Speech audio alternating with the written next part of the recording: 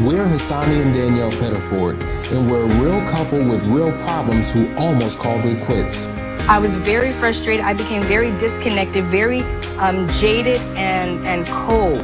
We have 4 children, going on 20 years of marriage, and we practice what we preach. Our mission, to change the way couples relate to one another and teach them the skills needed to improve the quality of their relationships.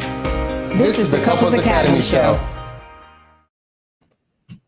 Good morning. Good morning. How we doing today? It is Freedom Friday. We are here to give you some food for thought on this wonderful Friday. You are watching Ask the Experts. My name is Lakeisha Hines. I got my brother Walter Jennings with me, my brother Roland Bradley. Let me tell you something. I love these dudes. Y'all don't even understand like how much love I got for them and how much love they have for me and all of you. So I just want to say, how y'all feeling today, brothers? How y'all feeling on this wonderful Friday? I'm doing excellent, Lakeisha, and I pray you guys are doing well. It's a beautiful day here in sunny Georgia, so we're doing good. Right. Doing great on this end as well. Had a really great week, and of course it's Friday, and we are in the lovely state of Florida, where it is summer and sunshine year round. And so even as we get ready to go into the holiday season, we're excited about everything that's to come. So glad to be here this morning. Good morning. Yes, y'all. Florida, the state where you can wear flip-flops and tank tops on Christmas Day. Santa Claus is wearing some what are those shorts we wear? Swimming trunks. Santa Claus is in swimming trunks and flip-flops in Florida. So if it's too cold where you are, you may want to consider relocating. I'm just saying, this is how we do it in Florida.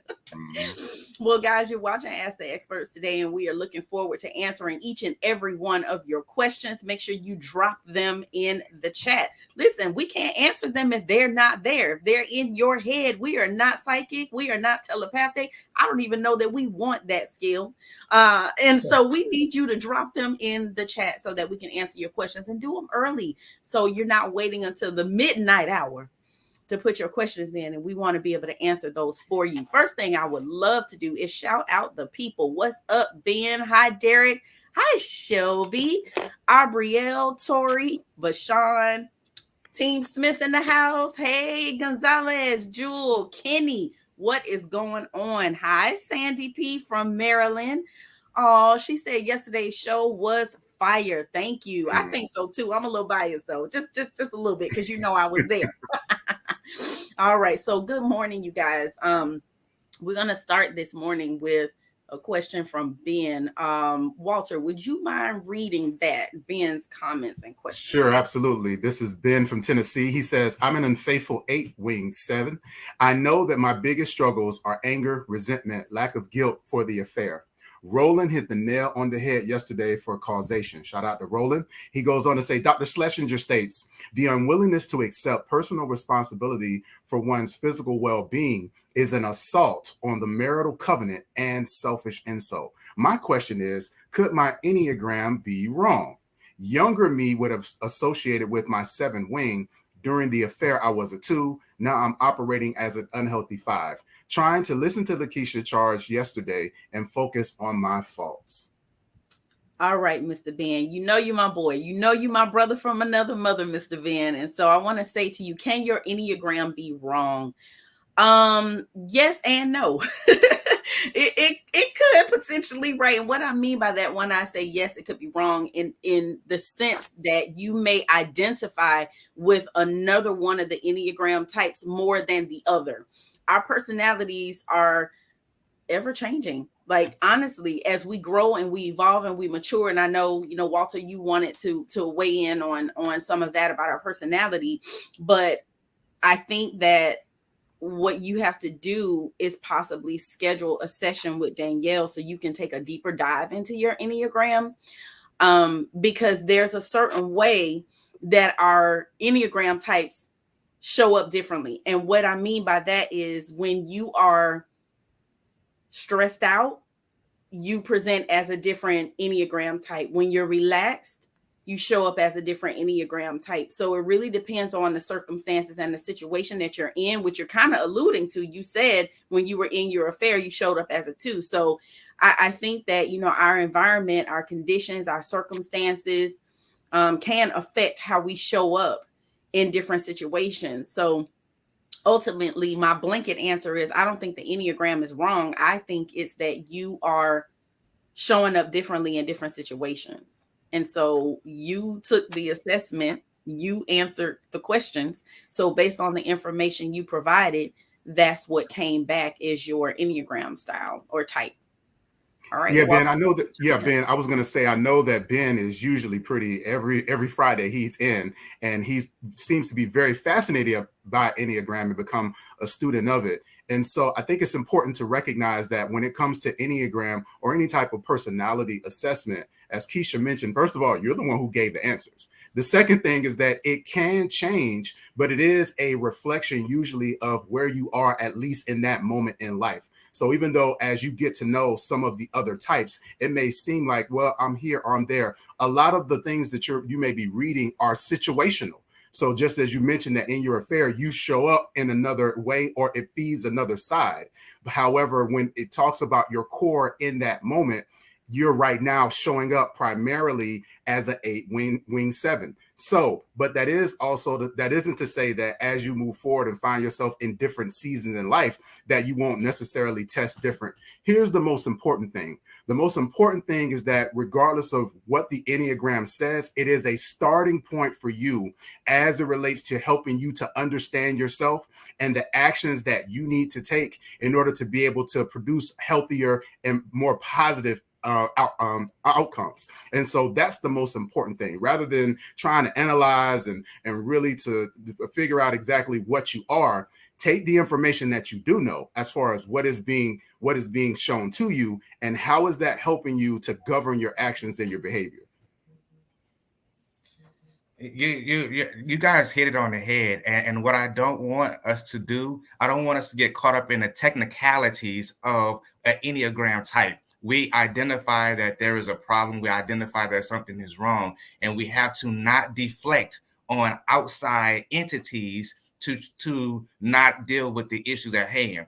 And to Lakeisha's point and Walter, we are happy based on what's happening, right? And so we have to circle back around and find out what is causing our unhappiness, and then we can tap into that, but we have to do the work. We have to be intentional, and we have to dive in to what we know the problems are, and not focus on what the Enneagram is or what the other entities are. We still have to look at the man in the mirror, because there's no Enneagram on your forehead when you look at the man in the mirror, right? And just deal with yourself so that you become a better person. Yeah, I love that. And I think, as you were speaking, Roland, what I was thinking about is, Ben, what are you ultimately looking for? What are you trying to discover with everything that you read? Because I know you're a reader, you read a lot, and you have a healthy, like a wealthy knowledge base. And I think you've gotten information about Enneagram and just different things, how to communicate. And I know there were some books suggested, I think last week, by Jeff and Hassani, and you confirmed that you purchased those books, excuse me, which is a great thing. But what are you seeking? Ultimately, what are you looking for? Because the information is one thing, right? The knowledge is one thing. But then there is the application of it, right? We move from attaining information, ideas, concepts, facts, theories, to then now we have knowledge of a specific thing. But then we got to move from that to wisdom. And the wisdom is knowing when to apply the knowledge that you have received. So what is it that you're seeking? Are you looking for justification for your actions? Are you looking for a new way to behave? Are you looking for a new way of thinking? You're looking for success and happiness. Okay. So the way to success, it requires physical action. Yes, you need to gain the knowledge. You need to have the wisdom of knowing when to apply that knowledge. And then you have to be consistent with that. So I think you were given advice last week also from Hassani, where he said, you know, maybe it's time to pause on the information gathering and let's just start putting into practice some of the information that you've received. And you got to focus on one thing at a time. You know, men, you guys have the art of compartmentalization. You know, ladies, we thinking about 50 million different things. I don't remember who that was talking about boxes. It may have been TD Jakes. He was talking about boxes. And for men, you put your knowledge in boxes, right? Your boxes never touch. For us, all of our boxes touch. Everything's related.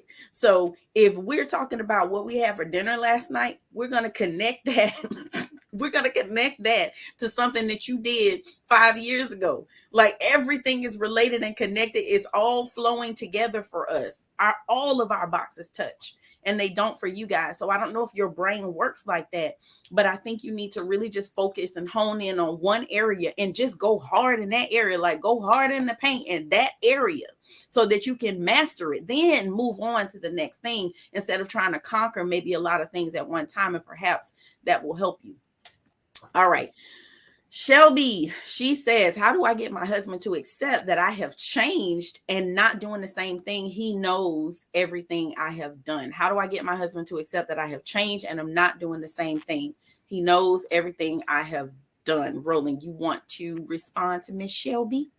So yes, thank you, Miss Shelby, for asking that. A lot of times what we have to do is it's nothing that you can necessarily do for your husband to see that you've changed, other than you continue to change, right? You show up a different way, right? The things that you do will begin to outweigh the things that you used to do, right? And we have a tendency sometimes to get stuck on who we used to be when a change has come about. And so when you do the idea of where you are and where you want to be, he will begin to see that, unless he's in denial of the fact that you've changed. Otherwise, as long as you keep putting in the work for yourself, keep showing up as your new self, he can't help but to see that you've changed and not do things the way you used to. And sometimes it may have to be extreme, whether it be, with your cell phone or the direction you go to work or how you come home or how you dress to go to work. He's going to see those changes that you've made and realize that, oh, something is different about her, the way she talks, the way she listens, right? The way she moves. And once he sees that, he's going to be able to see that the fact that something is different about you. So I would recommend that you just continue to be your new self, operate in that, and he will see the change that you've made for yourself. Yeah, I completely agree. I was going to ask the question, does your confession align with your actions? And that is very important. A lot of people will say that I've changed and I'm different, but do your actions and your behaviors align with that? The second thing that I will say is that you are going to need to be patient with him. And part of the reason why is because, like most people in a marriage, especially men have this perception about who they think their wife should be or who they thought they were, so that when disappointment comes, it can be very difficult for us to reframe our minds around this indiscretion or this person that we thought would never do something like that. This person would never do what we thought that they did. So now we've got this impression in our mind of who you are, juxtaposed or compared to who we thought you were. But the newness that you're walking in, it may take some time for him to embrace that. And part of that delay is going to be in him letting go the idea of who he thought you were. And we are all layered beings. We all have different hats and different roles that we play, different masks and different roles that we operate in. And so as we continue to uncover and unpeel those layers and people get to see the real us, it's an opportunity to also build intimacy and a chance to really be honest and transparent about not only some of the gifts and talents we have, but also some of the challenges and obstacles that we have in our life. There are a lot of things that many of us in our marriages, we carry some things with us that we've been able to shield our best friends, our spouses from, some traumas and things that don't show up until years later in our marriage. My wife and I, we had a conversation probably around 3 or 4 years ago about something that happened to her in her childhood that we had never talked about, and we've been married for 22 years. And so again, part of this is him being able to let go of this impression of who he knew you to be, and really embracing who you are becoming. Yeah, I 100% agree with both of you guys. And I will say too, Shelby, like, what's your motive and what's your intent? Is your intent to prove to him that you're different? Is your motivation that he will accept and see and receive that you're different? Or is your motive and intent to be different?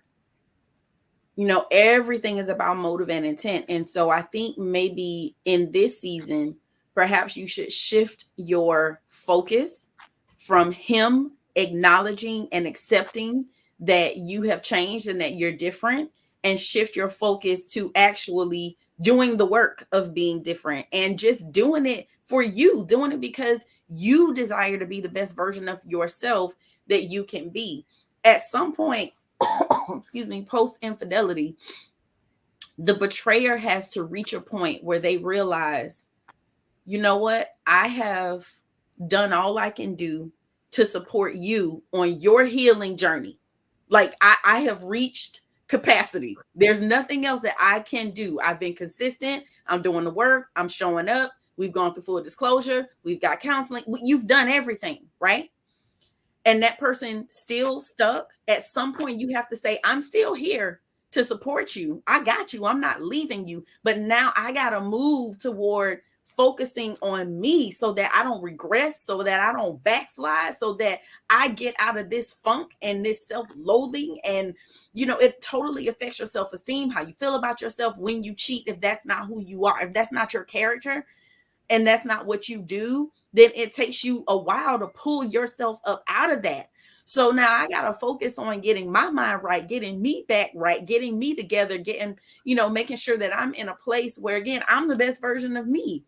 And I'm not still putting myself down, and I'm not living in that guilt and shame anymore. Like, so they have to start working on themselves. And then you have to then start working on yourself. So all I'm saying is maybe the focus needs to be on you and what you need to do, and try your best not to allow the fact that he doesn't see it yet to impact your ability to keep moving forward and keep doing the work. So guys, keep putting your questions in. We see them. We see your shout outs and your comments, and we appreciate that.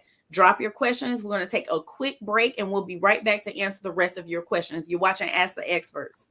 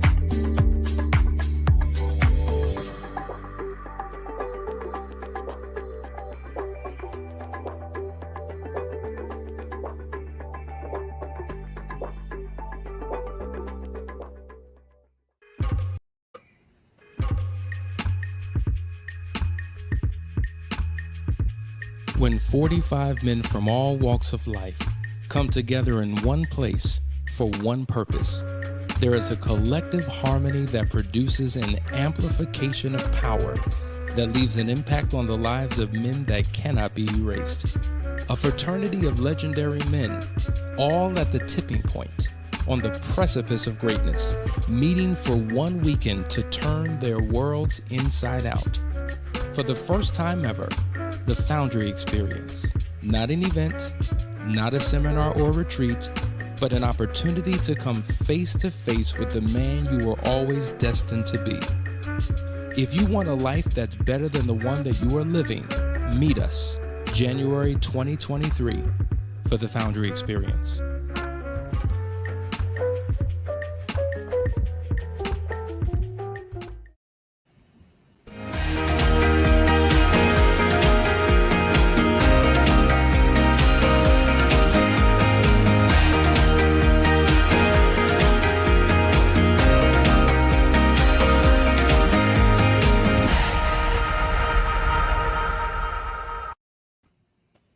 Hello. Welcome back. You're watching Ask the Experts. It's Lakeisha Hines. You got Brother Walter with me, Brother Roland with me. And we definitely have been seeing you guys' comments. Not a whole lot of questions today. That's all right. Maybe y'all not feeling questions today, but if you have them, please go ahead and drop them in. Man, hopefully you guys just saw the promo for Last Chance Weekend. It's coming up. What is it? Like we got a week left, roughly? Yeah, about a week. Yeah, about a week and a half. Absolutely. Week and a half. All right. So, but there's still time to get in. And we really urge you guys, if you're struggling in your marriage and you guys are at a crossroads, you're trying to figure out what it is that you want to do regarding your marriage, go to Last Chance Weekend. Give it one last chance. Make a decision before you leave that event, what it is that we're going to do. Are we moving forward? Are we going our separate ways? Last Chance Weekend can help you do that. Walter, you've been to Last Chance Weekend, and I really would love for you to just kind of weigh in on the experience and the power and the impact of Last Chance Weekend. Sure, absolutely. So Last Chance Weekend is one of those experiences that no matter how much you hear us talk about it, and no matter how much information you read about it, you really won't understand the impact and the magnitude of it until you actually experience it and go there. It is truly a transformational experience. And even as a practitioner, my first time attending, it impacted me in my relationship individually and also with my wife as well. And we weren't even couples that were targeted as far as at the event, but it was absolutely amazing. And as Keisha mentioned, especially if you are on the precipice of divorce, if you are in a place, in a space with your spouse where you are really like, I don't think this is going to work. It is called Last Chance Weekend for a reason. It is, you will know definitively at the end of it whether you are going to want to be able to move forward in your marriage, but it is going to exhaust every last ounce and inch of the connection between you and your spouse and really let you know exactly where you are, but also what is possible. Forgiveness and hope is possible. And it's just making sure to get yourself in the right atmosphere around the right people to speak into your relationship so that you can see the potential of it. Exactly. All right. Charmaine says, not your Charmaine, Walter. Yeah, I was going to say, I was looking. A different Charmaine. She says, hi, my husband has been unfaithful on several occasions. He says now he's not on that anymore. However, certain things he does makes me feel otherwise. For example, still on his cell phone a lot and still has her blocked on Facebook. Miss Charmaine, I want to say to you, I understand why it would cause some cause you to have some apprehensions, some concerns, be uncomfortable, because you do have to change the behavior. You have to change how you show up post infidelity. And if he is not making certain changes, then that will cause you to have doubt. So one of the things that we do when we're working with couples is we help you to redefine those boundaries.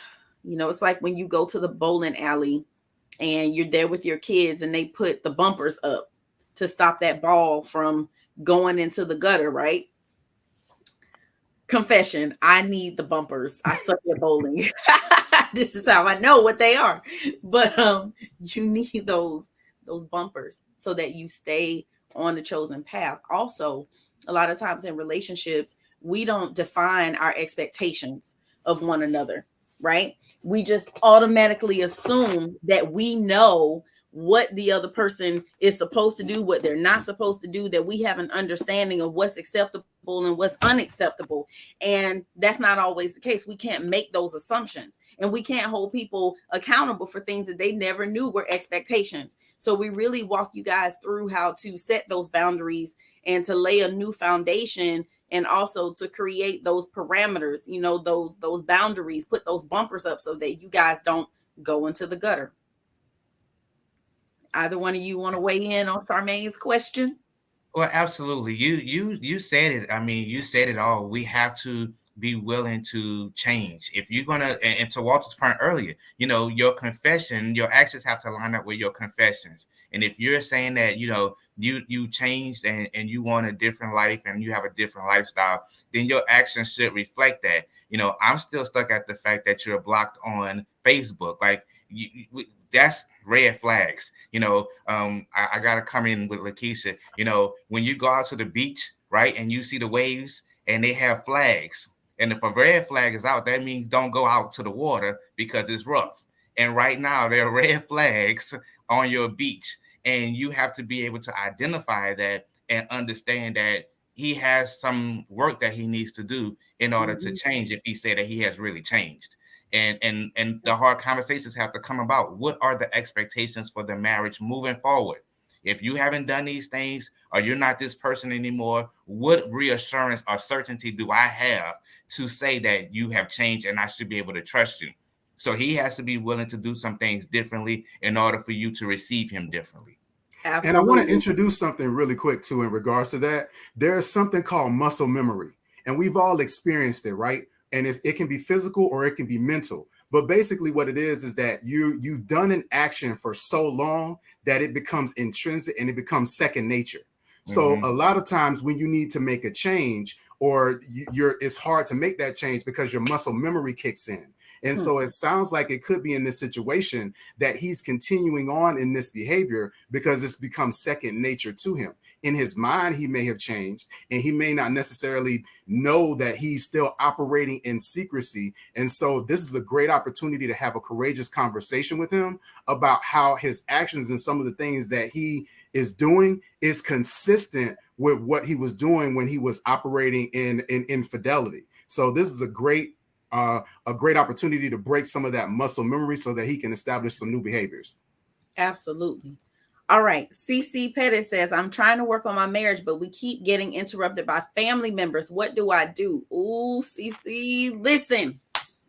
Why did you not reach out to us before you got your family involved? We would have told you that you keep this in-house. You do not take it outside the house.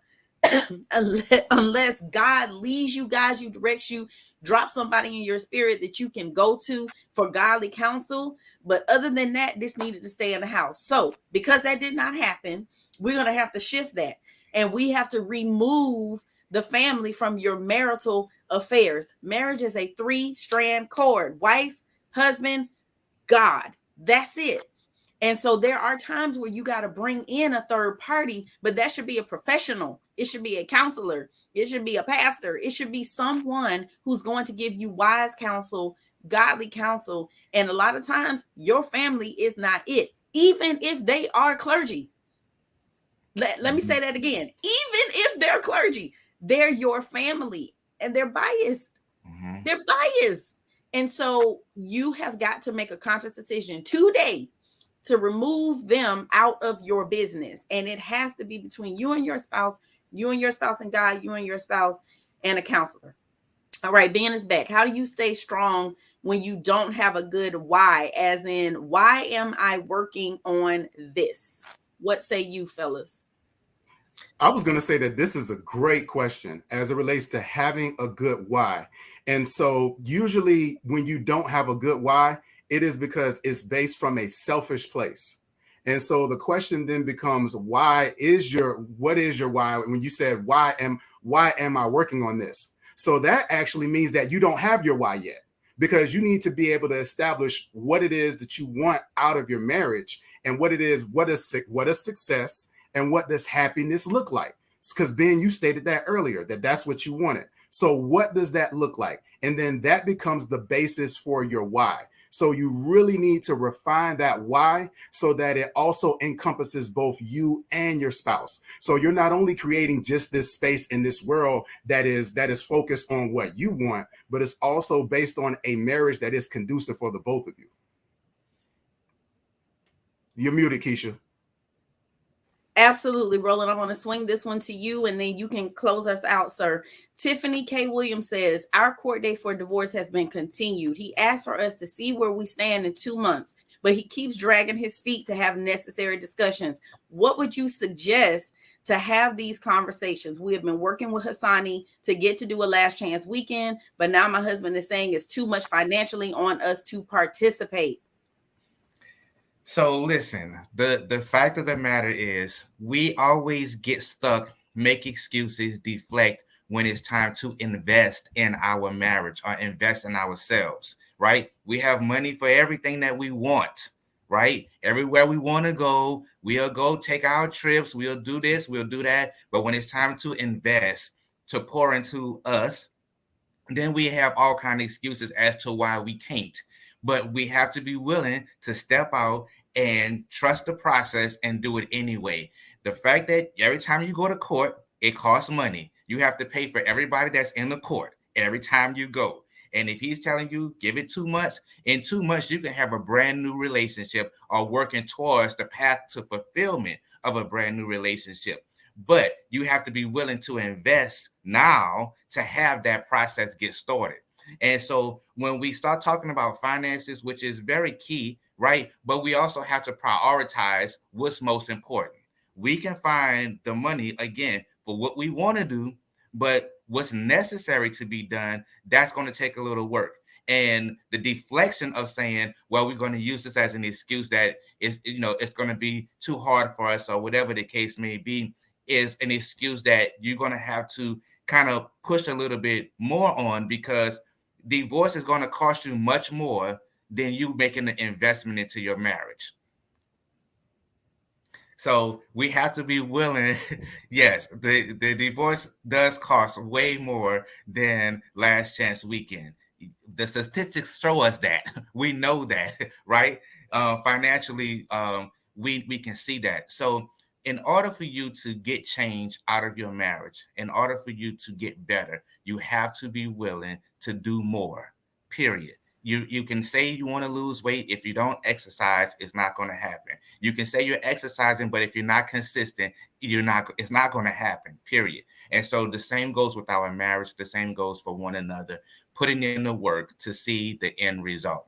So I would highly recommend and suggest that you continue working with Hassani. We're going to figure it out. We will see you in November at our last chance weekend before it's over with. And so just continue to work with him, and we're going to get you taken care of, okay? And the reality is this: if last chance weekend right now is too much for you, Foundry may be an option for your husband, because what you're saying is he's dragging his feet, and he is the one that is, not seemingly not willing to have these crucial conversations.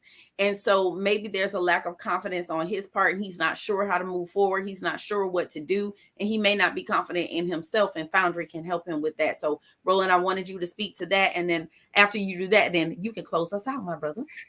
Thank you, Lakeisha. Thank you so much for bringing that up, because every man under the sound of my voice, every man under the sound of my voice, every wife that loves her man under the sound of my voice need to get to the Foundry, right? The Foundry is a men's program, 12-week program that is going to pour in to your man, pour into yourself. Ben, you want to be a better version of yourself? You want to get down to the bottom of the why?